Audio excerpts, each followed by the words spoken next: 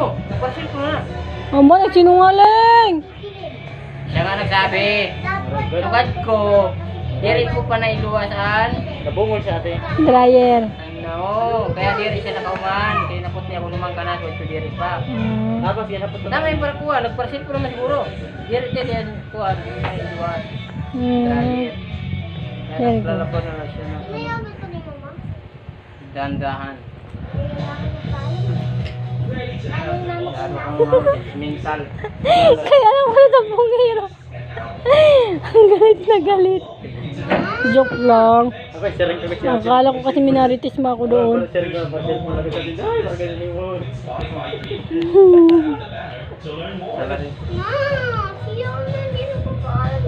Huwag ka ngayong maingay. Bakit? Masakit na yung tinga ko. When you shout your sister. Ay, hindi na akong takwa. Why did you not paalam to you? Bakit ikaw? Nagpapaalam ka ba? Nagpaalam ka ba na paluin mo siya? Ha? Nga? Nagpapaalam ka ba pag itutulak mo siya? I'm asking you.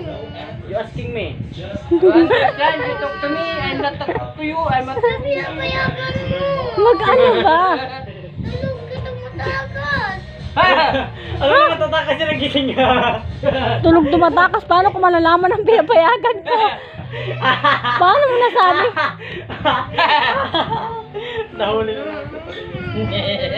Wala namang mapaalam sa naggising. Yeah. Magpalasin ka na ha.